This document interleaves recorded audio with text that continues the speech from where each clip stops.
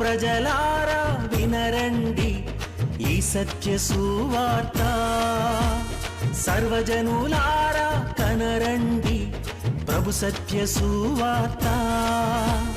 వినవచ్చిన ప్రియులకు విమోచన యేసు వార్త. ప్రభు అయిన యేసుక్రీస్తు వారి యొక్క నామములో మిమ్మల్ని అందరినీ ప్రేమతో ఈ సత్య సువార్త అనే ఈ కార్యక్రమానికి ఆహ్వానాన్ని తెలియజేస్తున్నా. నా మిక్కిలి ప్రియమైనటువంటి యొక్క స్నేహితులారా, మన దేవుడు మంచి దేవుడు, అట్ ద సేమ్ టైం రోషము కలిగినటువంటి యొక్క దేవుడు. ఈ దేవుడు ఏమంటాడంటే, నేను మీ దేవుడైన యెహోవాను, నేను మీ దేవుడినైన సృష్టికర్తను, నన్ను మీరు సేవించాలి, నన్ను మీరు పూజించాలి, నన్ను మీరు ఆరాధించాలి, నన్ను మీరు ప్రేమించాలి. ఇదండి కోరుకుంటాడు ఆయన. ఏమండి, ఒక భర్త వివాహము చేసుకున్నప్పుడు ఆ స్త్రీ విషయంలో కోరుకోడు, అలాగనా నువ్వు నా దానివి, నువ్వు నన్నే ప్రేమించాలి తప్ప ఎవరిని ప్రేమించడానికి కాదు, నువ్వు నా కొరకే అంకితం చేసుకోవాలి తప్ప నీ శరీరాన్ని కానీ నిన్ను నీవు కానీ ఇంకొకరికి అర్పితం చేసుకోవడానికి వీల్లేదు కదా. ఏ భర్త అయినా కోరుకుంటాడు.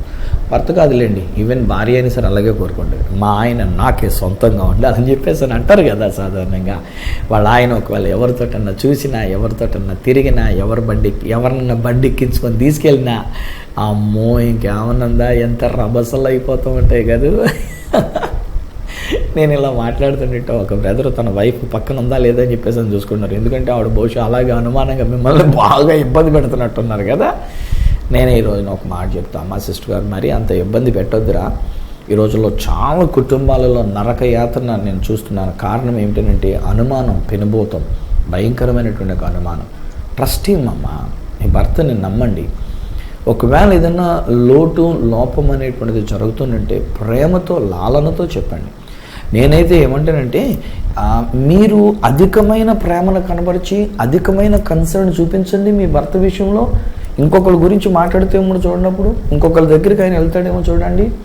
మన దగ్గర లోపం ఉంటుంది. సిస్టర్స్గా నేను మాట్లాడుతూ ఉండనంటే, అంటే అలాగనే ఒకవేళ మీకు కోపం వచ్చి మీరు మగాళ్లే కదా అందుకే ఇలా మాట్లాడుతున్నారు మీరు పాస్టర్ గారు అని చెప్పేసి ఒకవేళ నా మీద కోపం తెచ్చుకుంటారేమో, కానీ సైకలాజికల్గా నేను చెప్తూ ఉన్నా.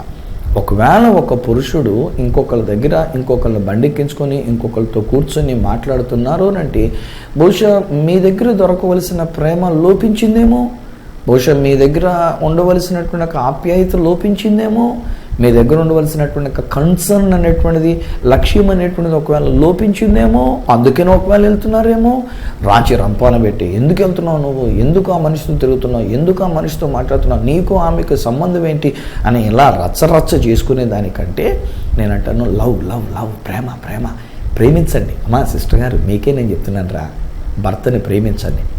అలాగనే ఇంట్లో కూడా ఏదైనా సమస్య వస్తే కూడా నేను ప్రేమ అనేటువంటి దాంతో నేను ఒక మాట చెప్తున్నానండి. అదేంటంటే ఈవెన్ పిల్లలు కూడా ఏదైనా పొరపాటు జరిగిందనుకోండి, పిల్లలు కూడా ఒకవేళ ఏదైనా విషయంలో తల్లిదండ్రుల మాట వినకుండా వాళ్ళు ఏదైనా అపశృతిగా వాళ్ళు ఉంటున్నారనుకోండి, అప్పుడు కూడా నేను చెప్తా, ప్లీజ్ వాళ్ళని ప్రేమించడానికే ప్రయత్నం చేయండి. ఆ పిల్లల మీద కోప్పడొద్దు, పిల్లల్ని తిట్టొద్దు, పిల్లల్ని దూషించొద్దు, పిల్లల మీద నేరస్థాపన చేయొద్దు. వాళ్ళని ప్రేమించడానికి, ఇంకా ఎక్కువైన ప్రేమ చూపించడానికి ప్రయత్నం చేద్దాం. ఇంకా అధికమైన ప్రేమ మర్చిపోదాం, కాసేపు వాట్ హ్యాడ్ హ్యాపెండ్ అనేటువంటిది పక్కన పెట్టేద్దాం. కానీ ఇంకా కొంచెం అధికమైన ప్రేమ చూపించడానికి, ఇంకా కొంచెం ఎక్కువైన ప్రేమ చూపించడానికి అయినటువంటిదిగా అది మనం చేయగలిగినటువంటి ఒక పని. అట్టి ప్రేమను మనం కనపరచగలిగినప్పుడు వాళ్ళ యొక్క ప్రేమను కూడా మనం సంపాదించుకోగలుగుతాం. ఆ ఇల్లు ఒక స్వర్గంలాగా ఉంటుంది. దేవుడు మన విషయంలో అదే చేశాడంట. నేను మొదటిగా దేవుడు అంటాడు, ఆయన ఆజ్ఞలు కొన్ని ఇచ్చాడు. ఆయన ఇచ్చినటువంటి ఒక ఆజ్ఞల్లో మొదటి ఆజ్ఞ ఆ దేవుడైన యెహోవా సెలవిచ్చినటువంటి ఒక ఆజ్ఞ ఏమంటారంటే, నీ దేవుడైన యెహోవా నాకు నేను రోషము కలిగినటువంటి ఒక దేవుడను, నేను తప్ప వేరొక దేవుడు మీకు ఉండకూడదు. పైన ఆకాశం అందే కానీ, భూమి అందే కానీ, భూమి క్రింద నీళ్ల అందే కానీ దేని రూపమునైనను నువ్వు చేసుకొనకూడదు, దానికి సాగిలపడకూడదు, దానిని పూజింపకూడదు అని చెప్పేసి దేవుడైన యెహోవా సెలవిచ్చినాడు. అయితే ఇశ్రాయేలు ప్రజలైనటువంటి వాళ్ళు దేవుడిలాగా ఆజ్ఞలు ఇస్తూ ఉంటుండగా దేవుడు మోషే గారిని కొండ మీదకి పిలిచి, హోరేబు అనేటువంటి కొండ మీదకి పిలిచి అక్కడ చెప్తున్నాడు ఈ విషయాలన్నీ కూడా. నేనే దేవుడినై ఉండాలి, నన్నే మీరు పూజించాలి, నన్నే సేవించాలి. ఏమండి, సృష్టికర్త అయిన తర్వాత ఆ మాత్రం ఆశించడంలో తప్పేమి కాదండి. ఒక్కొక్కసారి కొంతమంది ఏమనుకుంటారు, మరీ అంత స్వార్థపరుడండి మీ దేవుడు, మరీ అంత స్వార్థం అండి, ఆయన తప్ప ఇంకెవరిని ప్రేమించకూడదండి, ఆయన తప్ప ఇంకెవరిని సేవించకూడదని. అంటే అవును, మరి నన్ను చేసినవాడు ఆయన కదా, మనల్ని అందరినీ సృష్టించినటువంటి వాడు ఆయన. నా బైబిల్ ఆధారంగా చెప్తే సకల మానవాళి కూడా ఆ దేవుని యొక్క చేతి పని అయి ఉన్నాము. మనమందరము ఆ దేవుని యొక్క సృష్టమై ఉన్నాము. ఆయన మనలను విమోచించి ఉన్నాడు. ఆయన ఐగుప్తులో నుండి ఈ ఇశ్రాయేల్ ప్రజలను కూడా విమోచించినాడు. అప్పుడు న్యాచురల్లీ నేను విమోచించాను గనక, నీవు నా దానవైతివి గనక, నేను నిన్ను పెళ్లి చేసుకున్నాను గనక, నువ్వు నా భార్యవు గనక నువ్వు నన్నే ప్రేమించాలని కోరటంలో తప్పే ఉంది. అందులో పెద్ద స్వార్థమేమి కాదు, అది పద్ధతి, అది విధానం. ఏ పురుషుడైనా తన యొక్క భార్య విషయంలో కోరేటువంటి ఒక మాట అది. అలాగే దేవుడు, మన దేవుడు, మనల్ని విమోచించినటువంటి ఒక దేవుడు, ఈ ఇశ్రాయేలు ప్రజలైనటువంటి వారిని ఐగుప్తు దాసత్వములో నుండి గొర్రెపిల్ల రక్తము ద్వారా విమోచించినటువంటి ఒక దేవాతి దేవుడు ప్రతి ఇంటికి ఒక గొర్రెపిల్లను వధించి దాని రక్తాన్ని నిలువ కమ్ములకును అడ్డు కమ్ముకును పూయట ద్వారా వారిని ఐగుప్తు దాసత్వంలోంచి 430 సంవత్సరాల భయంకరమైన కఠిన దాసత్వంలో నుంచి వారిని విడిపించినటువంటి ఒక దేవాతి దేవుడు. ఆ మాట చెప్పడంలో తప్పేమి లేదు. ఈ మానవులైనటువంటి ఇశ్రాయేలీలు ఆ యెహోవా దేవుణ్ణి సేవించవలసిన అవసరత ఖచ్చితంగా వారికి కూడా ఉంది అని నేను అంటాను. ఎందుకంటే ఫరో చేతిలో నుంచి ఎవరు విడిపించగలిగినటువంటి వాళ్ళు కారు, ఏ మానవుడు విడిపించగలిగినటువంటిది కాదు. మోషే కూడా ఒకప్పుడు అనుకున్నాడు, కానీ ఒక్కడిని చంపేసరికి దెబ్బలను పారిపోయాడు అక్కడి నుంచి.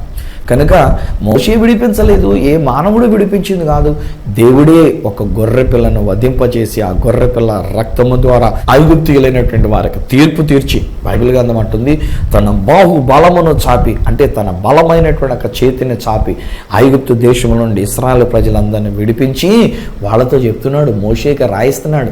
ఏంటంటే, నాయనా నేనే దేవుడైన యెహోవాను, నేనే దేవుడను కనుక నన్నే సేవించాలి, నన్నే పూజించాలి, నన్నే ఆరాధించాలి అని దేవుడు సెలవిస్తున్నాడు.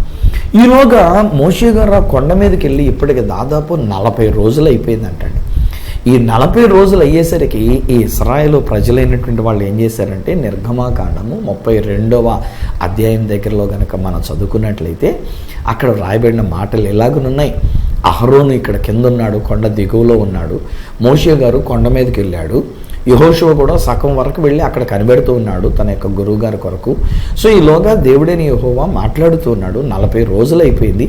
ఇక్కడ అహరోను దగ్గరికి ప్రజలు వచ్చి అంటారు, ఏమయ్యా అహరోను, ఇదిగో ఇంతకాలం అయింది, మోషే అనేటువంటి వాడు మమ్మల్ని ఏదో ఐగుప్తులోంచి బయటికి తీసుకొచ్చి ఎక్కడికో పాలు తేనెలు ప్రవహించే దేశాన్ని తీసుకెళ్తానని చెప్పేసి అని చెప్పాడు. ఏమైంది ఇప్పుడు దాకాను? ఇన్ని రోజులైంది, ఇంకా బతుకుంటాడా?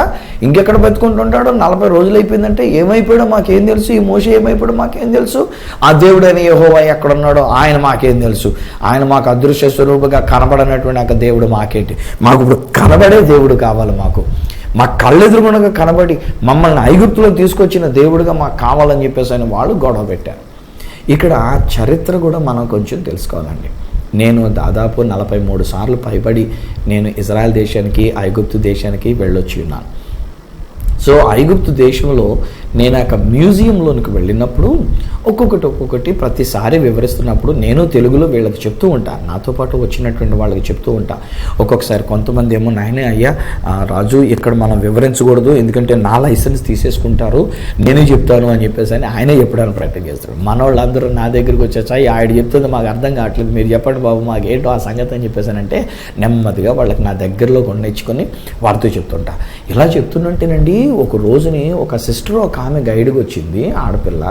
సో ఆ పిల్ల తను వివరిస్తూ ఉన్నప్పుడు అక్కడ ఒక దూడను చూపించింది, ఒక మగదూడ, ఒక ఆడదూడ, చిన్న బొమ్మలు అనమాట, చిన్న బొమ్మలు. వాటి గురించి చెప్తూ ఏమన్నదంటే, ఇది తెలుసా మీకు, ఇదిగో దీనిలో ఒక దాని పేరు ఐబిస్, ఇంకొక దాని పేరు హట్హోర్. ఐసిస్ కాదండి, ఐసిస్ అనేటువంటిది అయితే తీవ్రవాద సంస్థ అనేటువంటిది మనం వింటూ ఉన్నాం. ఆ మధ్యలో శ్రీలంకలో కూడా దాడి చేసినటువంటి వాళ్ళని చెప్పేసి అని అన్నారు కదా, భయంకరంగా ఉంటున్నటువంటి ఒక పరిస్థితులు. కానీ ఐబిఐఎస్ అనమాట, ఐబిస్ అనేటువంటిది ఒక పేరు, హట్హోర్ అనేటువంటిది ఒక పేరు. ఈ రెండిట్ల గురించి ఏమన్నానంటే, ఒకళ్ళేమో లోకల్ దేవత, అనగా ఆడ మనిషిగా ఉండినటువంటిది, ఆడదోడగా ఉండినటువంటిది లోకల్ దేవత, మగదోడగా ఉండినటువంటిది యూనివర్సల్ దేవత. ఈ రెండిటికి ఉన్నటువంటి ఒక పేరు ఏంటంటే ప్రేమ దేవత ఒకటి యూనివర్సల్ ప్రేమ దేవత, ఒకటేమో లోకల్ ప్రేమ దేవత. ఈ రెండు చేసేటువంటి ఒక పని ఏంటంటే, మగ దూడ తన గడ్డం కింద కన్నట్టుగా ఫరో రాజుని పెట్టుకొని కాపాడుతుంటుంది అనమాట. తను 2 కొమ్ములు పెట్టుకొని మధ్యలో సూర్యుడిని ధరించి ఆ ఫరో రాజు గారిని కాపాడుతూ ఉంటుంది మగ దూడ. అంటే యూనివర్సల్గా ఉండినటువంటి ఒక ప్రేమ దేవత. అలాగనే ఈ ఆవు దూడగా ఉండినటువంటిది, పాలిచ్చేటువంటి ఒక దూడగా ఉండినటువంటి ఆడదూడ దాని క్రింద పొదుగు దగ్గరికి వెళ్ళి ఫరో రాజు పాలు తాగుతూ ఉంటాడు అక్కడ. సో అక్కడేంటంటే పోషించేటువంటి ఒక దేవత, తల్లిలాగా పాలు ఇచ్చి ఫరో రాజుని పోషించేటువంటి ఒక దేవత. సో ఇశ్రాయేలు ప్రజలైనటువంటి వారు ఐగుప్తు దేశంలో ఉండినటువంటి ఆ దినములలో అది బాగా ఎక్కువ దేవతలను పూజించినటువంటి రోజులు అవి. ఫరో రాజుల కాలంలో ఈవెన్ ఫరోను కూడా వాళ్ళొక దేవునిగా పూజించినటువంటిది, పేడ పురుగును వాళ్ళొక దేవునిగా పూజించినటువంటిది, ఆకాశాన్ని, వర్షాన్ని, నేలని, సూర్యుడిని, చంద్రుడిని, ప్రతి దానిని, కనబడిన ప్రతి దానిని కూడా వాళ్ళొక దేవతలుగా పూజిస్తూ వచ్చినటువంటిది. వాటిల్లో ఈ హఠోర్ ఐబిస్ అనేటువంటిది చాలా ప్రధానమైనటువంటి దేవతలుగా. ఎందుచేతనంటే ప్రేమతో కూడినటువంటి దేవతలు. ఒకటి పోషించేటువంటి దేవత, మరొకటి కాపాడుచూ ఉండేటువంటి దేవత. సో ఈ కాన్సెప్ట్ కలిగినటువంటి వారుగా ఎంతకాలం ఐగుప్తు దేశంలో ఉండి ఉన్నారు గనక ఇప్పుడు మమ్మల్ని నడిపించే దేవత ఎవరో మాకు కావాలి, మమ్మల్ని విడుదల కలిగించిన దేవత ఎవరో మేము చూడాలి, మా ముందర నడిచే దేవత ఎవరో మాకు కావాలి. ఈ మోషే ఏమైపోయాడో తెలీదు, ఆ మోషేని పిలిచాడని చెప్పుకునేటువంటి ఒక దేవుడు ఏమో ఏంటో మాకు తెలీదు, కానీ ఇప్పుడు మమ్మల్ని నడిపించేది అంటే అహరోన్ గారు అమాంతంగా వాళ్ళందరిని అంటాడు కదా, మీరు అందరూ తెచ్చుకున్న బంగారం తీసుకురంటారా బాబు అని చెప్పి ఆ బంగారంతో పోత పోసినటువంటి ఒక దూడని తయారు చేశాడంట.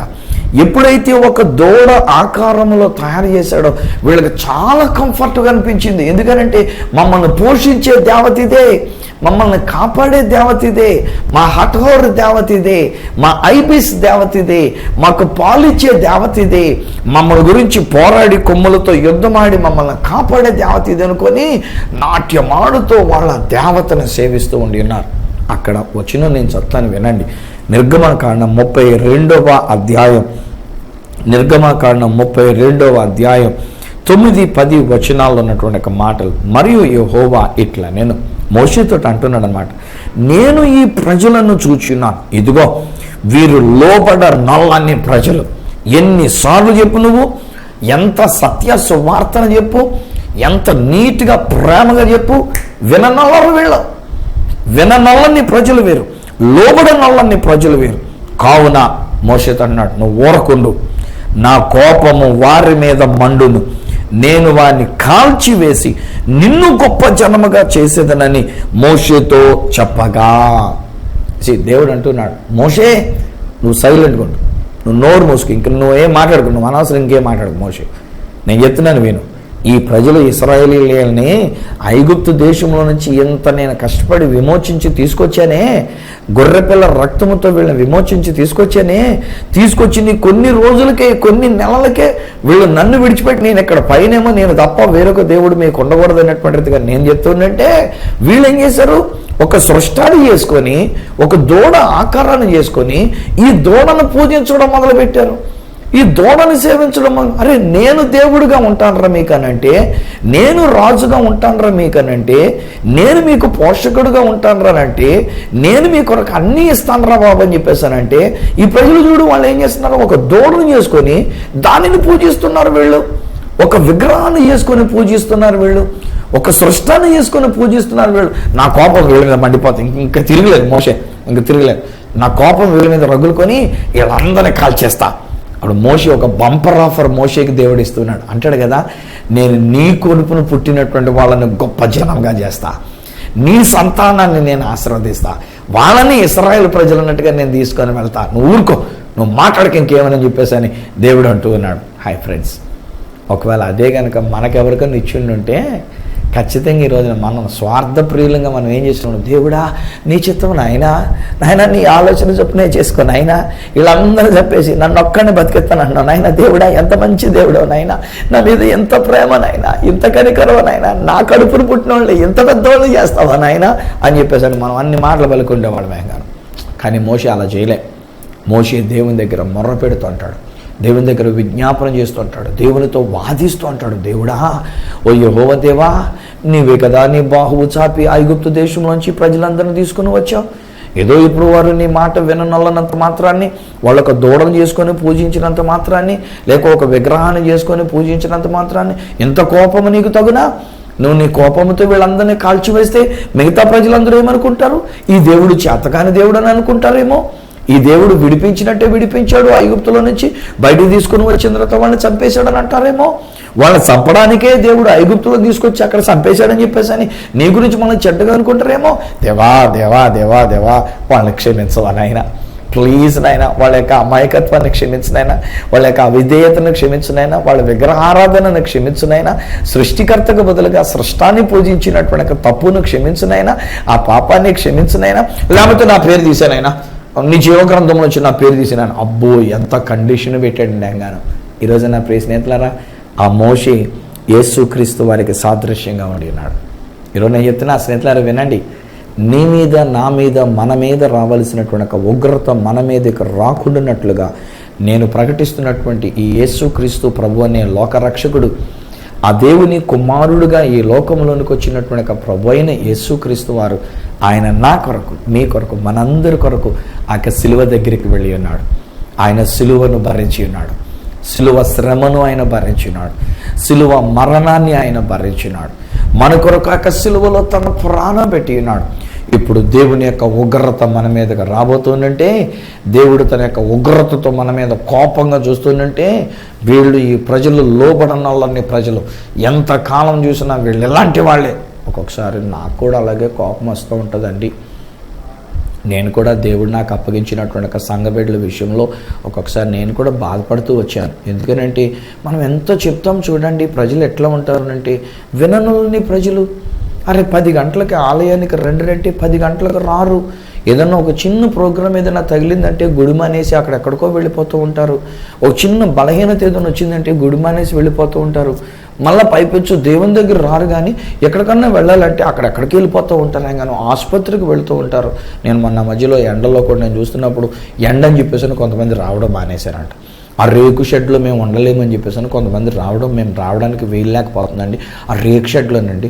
ఒకళ్ళు అంటారు కదా, మేము వచ్చేవంటే ఎండ మాకు అసలు పడదండి, నా ముఖం అంతా మచ్చలు వచ్చేస్తాయండి. అప్పుడు నేను అనుకున్న, ప్రభా, వీళ్ళకి ఈ చిన్నపాటి ఎండకే ముఖానికి మచ్చలు వచ్చేస్తే ఒకవేళ నీ ఉగ్రతలో వీళ్ళని తీసుకెళ్ళి నువ్వు నరకంలో పడివేసినప్పుడు అక్కడ ఉన్నటువంటి ఒక భయంకరమైన వేడి కలిగినటువంటి ఒక మంట, అగ్ని మంట ఎలా ఉంటుందో నాయనా అని చెప్పేసి భయం వేసింది నాకు.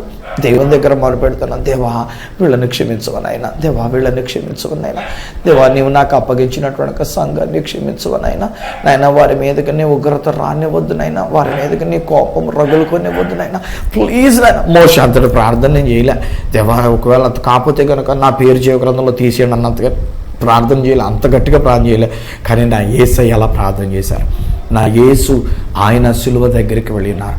తన ప్రాణం ఇచ్చినంతగా ఆయన మనల్ని ప్రేమించి, తన ప్రాణం పెట్టినంతగా మన కొరకు ఆయన సిలువ యాగమును చేసి, బలియాగమును చేసి ఆయన మన కొరకు చనిపోయి తిరిగి లేచినారు.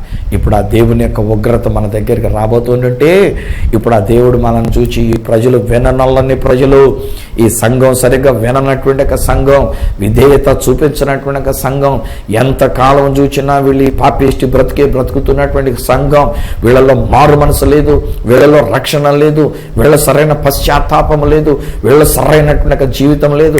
వీళ్ళందరినీ కాల్ చేసి నరకంలో నేను మాడి మసిపడేడు చేస్తానని చెప్పేసి అంటుందంటే, నా యేసయ్య లేచి నిలబడి అంటాడు, తండ్రి వీరి కొరకు నేను నా ప్రాణం పెట్టాను కదా, చూడు నా చేతుల్లో ఉన్న గాయాలు చూడు, నా తండ్రి వీళ్ళ కొరకు నేను శ్రమ అనుభవించాను కదా, నరకయాతను అనుభవించాను కదా, ఆ శిలువలో మరణాన్ని అనుభవించాను కదా, నేను గాయాలు పొందుకొని ఉన్నాను కదా, వీళ్ళ కొరకు రావాల్సిన ఉగ్రతంతా నేను వేసుకున్నాను కదా, నా మీద వేసుకున్నాను కదా, నేను ఆ ఉగ్రతనంతా నేను పాత్రను తీసుకుని ఉన్నాను కదా, నీ ఉగ్రత పాత్రను నేను త్రాగి ఉన్నాను కదా, నేను యొక్క ఉగ్రత మింగి ఉన్నాను కదా, తండ్రి వాళ్ళని జ్ఞాపకం చేసుకో, వాళ్ళని అలా కాల్చేయద్దు తండ్రి, వాళ్ళని అలా ఉగ్రత పాలు చేయొద్దు తండ్రి అని నా యేసయ్య మధ్యలో నిలబడి మన కొరకైన ఉత్తరవాదిగా ఆయన మాట్లాడుతున్నాడు. అందుకనే రోమిలకు రాసిన పత్రిక 5వ అధ్యాయం 9వ వచనంలో కనుక మనం చూసినట్లయితే అక్కడ అంటాడు కదా, యేసు క్రీస్తు యొక్క రక్తము వలన మనము నీతిమంతులముగా తీర్చబడి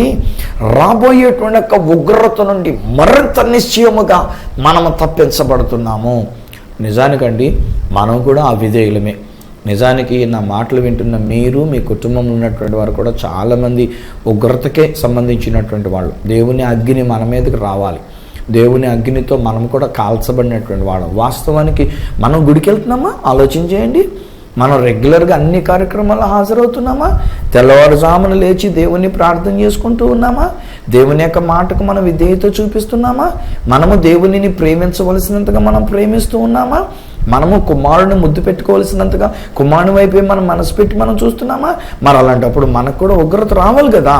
మనం దేవుణ్ణి సేవించడానికి బదులు విగ్రహాలు చేసుకున్నట్లుగా ఈ లోక సంబంధమైన వాటన్నిటిని మనం ప్రేమిస్తున్నాం.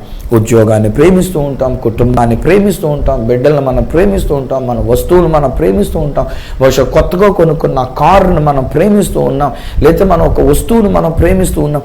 వీటి మీద ఉన్న ప్రేమ చాలా అధికమైపోతుంది. మనం వాటిని మనం ప్రేమిస్తూ ఉన్నాం, వాటిని మనం ఒక విగ్రహముగా చేసుకొని పూజిస్తూ ఉన్నామేమో. అవి మనకు జీవితంలో మనకు తెలియకుండానే విగ్రహం అయిపోయింది ఏమో. ఇలా నాకు మాట చెప్పినా, తెలియకుండా ఒక్కొక్కసారి మాలాంటి దైవ సేవకులు కూడా మీకు విగ్రహాలు అయిపోతారమ్మా. ఈ రోజున ఒకవేళ నా విషయంలో కూడా కొంతమంది ఉన్నారు. నాకు తెలుసు, మీరు ఈ ప్రోగ్రాం టైం ప్రకారంగా చూస్తున్నారు, సంతోషమే. చూడకపోతే ఉండలేరు, సంతోషమే.